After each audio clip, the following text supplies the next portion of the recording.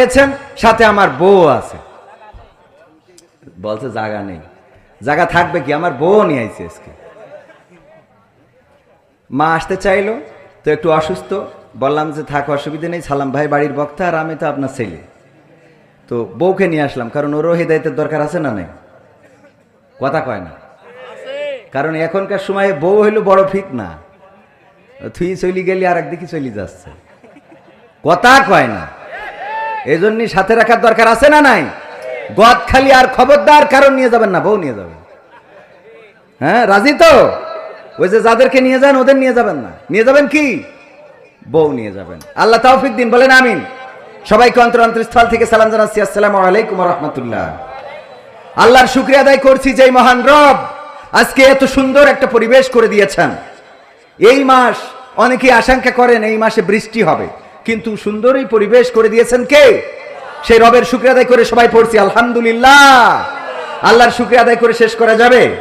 আল্লাহ রাব্বুল আলামিন যে নিয়ামত দিয়েছেন, আহারে মাঝে মাঝে চিন্তা করি কত কি তুমি দিলা। ডাক্তার হাসপাতালে গেলে বোঝা যায় যে আমাদের এর মধ্যে কি আছে কি নাই। একটা জিনিস নষ্ট হইলে বুঝবেন যে কি হারাইলেন। নষ্ট না হওয়া পর্যন্ত কেউ বোঝে, কথা কয় না, বোঝে?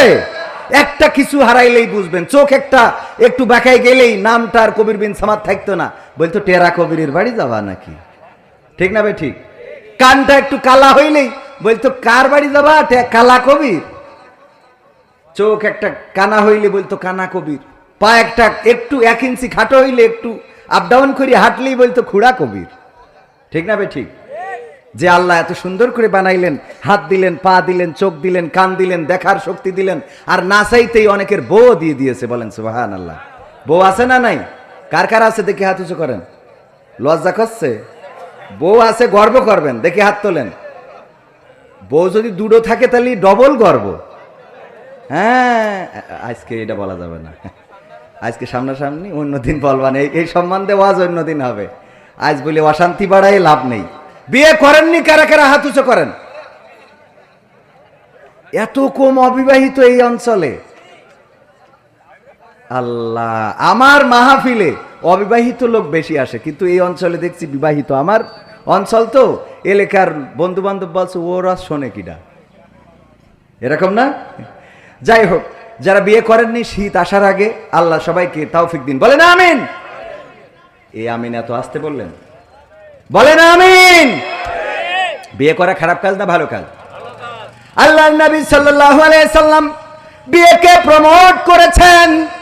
বিয়ে করার জন্য শুধু উদ্বুদ্ধ করেন নাই, আল্লাহর নবী সাল্লাল্লাহু আলাইহি সাল্লাম নিজেও ঘটকালি করেছেন, এমন আছে না নাই?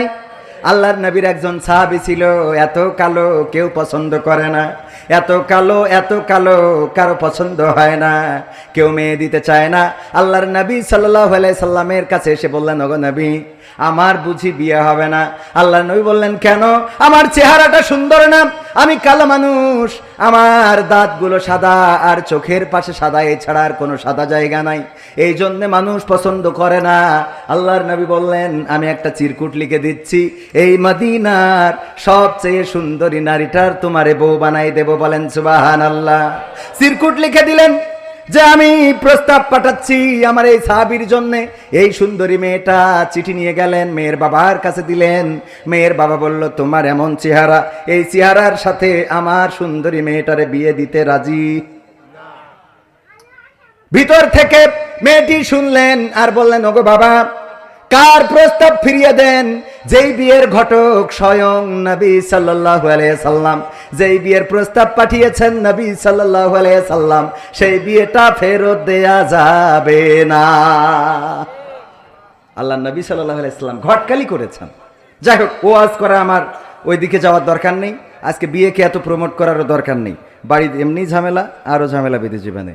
সূরা হাসরের, সূরা আল ফজরের 4টা আয়াত আমি তেলাওয়াত করেছি। ইমামরা খুব বেশি বেশি তেলাওয়াত করেন, মনে আছে আপনাদের? ইয়া আইয়াতুহান নাফসুল মুতমাইন্নাহ ইরজিই ইলা রাব্বিকি রাদিয়াতাম মারদিয়া ফাদখুলি ফি ইবাদি ওয়াদখুলি জান্নাতি। এই আয়াতটা নিয়ে একটু কথা বলতে চাই। আয়াতটা যখন নাজিল হচ্ছিল তখন পাশে বসা ছিল আবু বকর রাদিয়াল্লাহু তাআলা আনহু। আবু বকর রাদিয়াল্লাহু তাআলা আনহু ইসলামের কততম খলিফা ছিলেন? বলেন তো সবাই কততম? সবাই বলেন কত? প্রথম। এগুলো শিখে রাখেন। মাঝে মাঝে আমি প্রশ্ন করি, দেখেন না, প্রশ্ন করে কম্বল দিই, খাবার দিই, তেল দিই, কম্বল জায়নামাজ দিই, খেয়াল করেন কিনা? এই প্রশ্নগুলোই তো করি। ইসলামের প্রথম খলিফাকে আবু বকর রাদিয়াল্লাহু তাআলা আনহু, ওই সময় অনেকেই অন্য রকম উত্তর দিয়ে ফেলে, কেউ সাহাবীর নাম বলে, কেউ বঙ্গবন্ধুর নাম বলে, আছে না নাই? মনিহারের কাছে একজনের জিজ্ঞাসা করলাম, আমাদের জাতির পিতার নাম কি? কয় বঙ্গবন্ধু শেখ মুজিবুর রহমান। আমরা ইসলাম থেকে এত পিছিয়ে, দিনে আমি এক মা বোন বলতে হবে, জিজ্ঞাসা করলাম যে উজুর ফরজ কয়টা? তা বলছে 3টা। বললাম কি কি? বলছে ফজর, জহর আর আসর। ফজর, জহর আর আসর উজুর ফরজ। এই অনুষ্ঠানটা দেখবেন, দেখলে আপনারাও মাঝে মাঝে অবাক হয়ে যাবেন।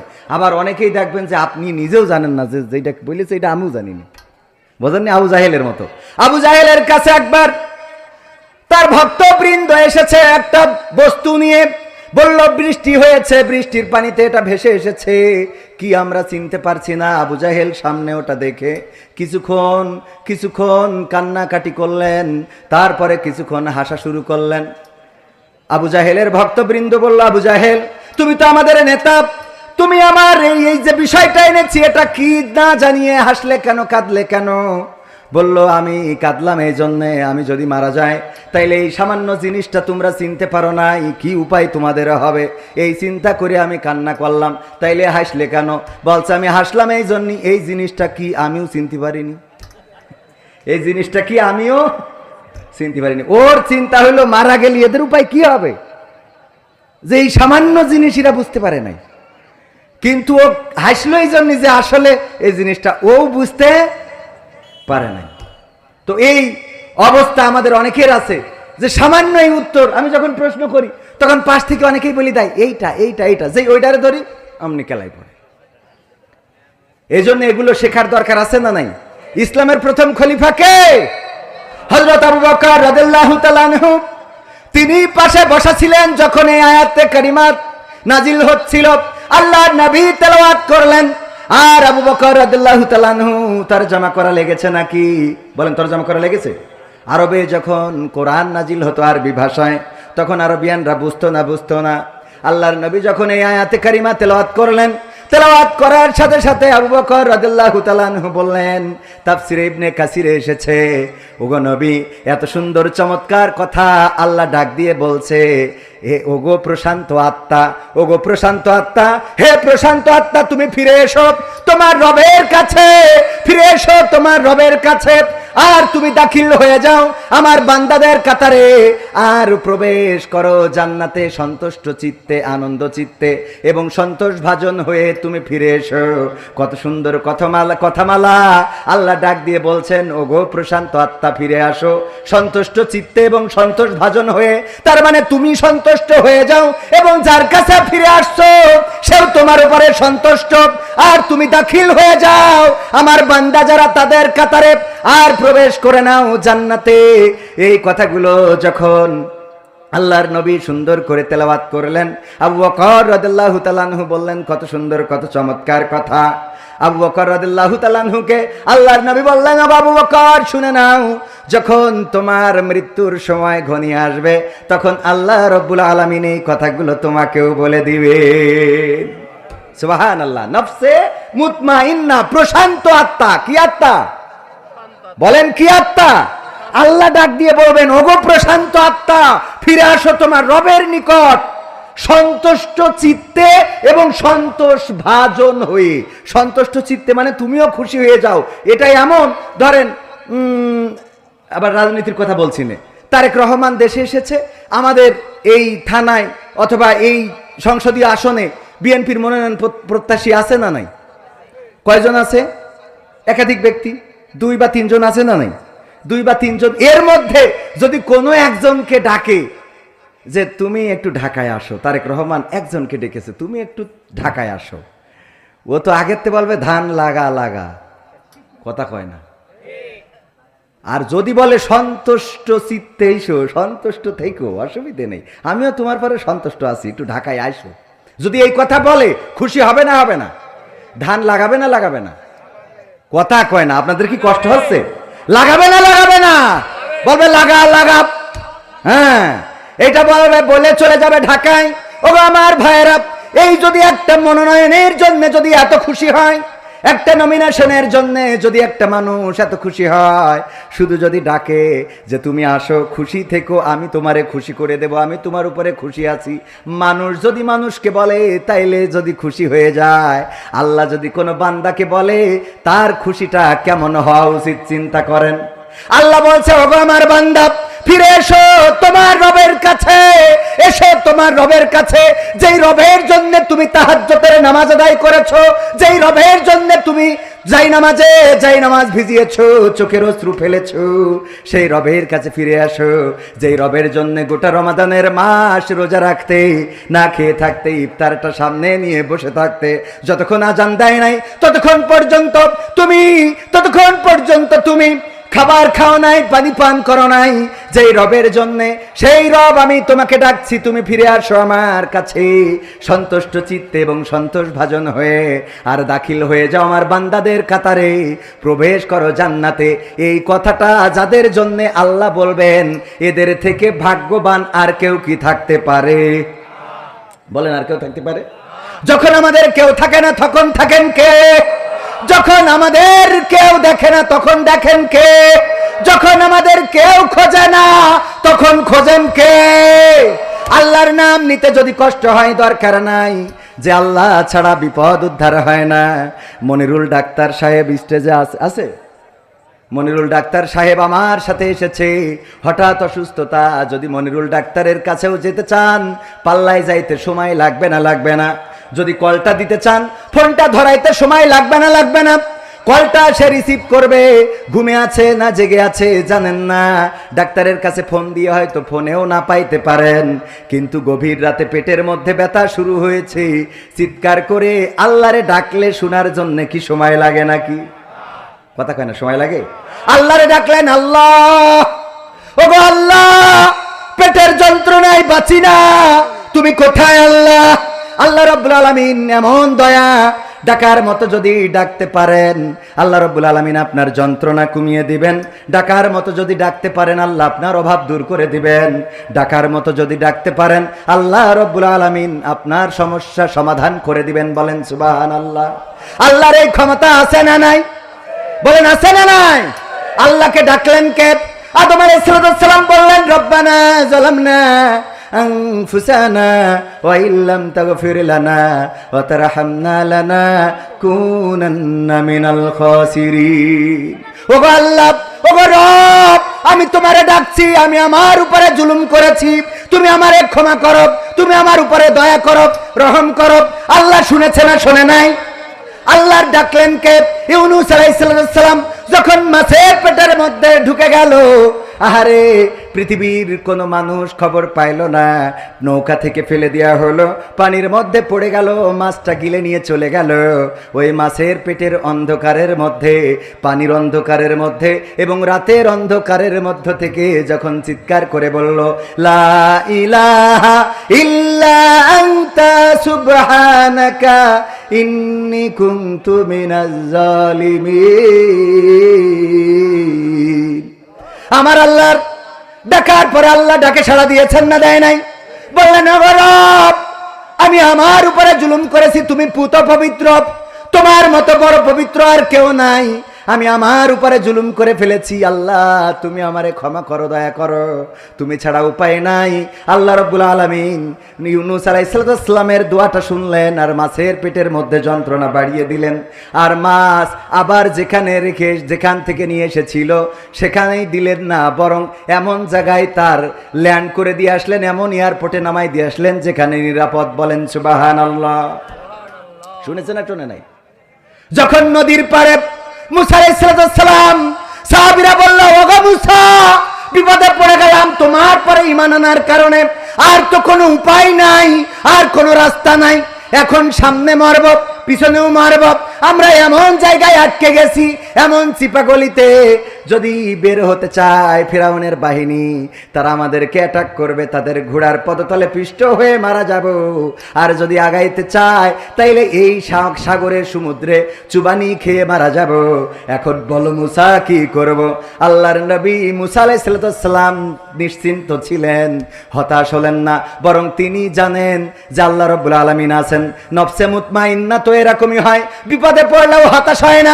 নফসে মুতমাইন্না হলো মুসিবত যতই আসুক ফাঁসির রশিতে ঝুলানো হবে, ডাক দিয়ে সন্তানকে বলে, ওগো আমার কলিজার টুকরা, বড় ফাঁসির কাষ্টে তো ঝুলবো, লুঙ্গি পরে যাব নাকি পাঞ্জাবি পরে যাব এটা বলে। ওগো আমার ভাইয়েরা এটা বলে না, আমার ফাঁসি দেবে এখনো, দেখো বাঁচাইতে পারবা কিনা বলে নাকি। নফসে মুতমাইন্না বোঝেন তো? নফসে মুতমাইন্না প্রশান্ত আত্মা, আল্লাহর পরে এতটাই নির্ভর যে মৃত্যুর আগের দিন পর্যন্ত হাসতে থাকে। কথা কয় না? দেখেননি কোরআনের পাখি মৃত্যুর আগের দিনও এমন হাসি দিয়েছেন যেন এক ফালি চাঁদ হেসেছে। আহারে 13টা বছর কারাগারে মুখের মধ্যে মলিনতা কি ছিল, কিন্তু এখন যারা আছে বের করলে মনে হয় এখনো 13 মাস হয় নাই, তাও চেহারার দিকে কি তাকানো যায়? কথা কয় না? যায়, তাকানো যায় না। কারণটা কি? কারণটা হলো তাদের আল্লাহর প্রতি কনফিডেন্স নাই, আত্মবিশ্বাস নাই।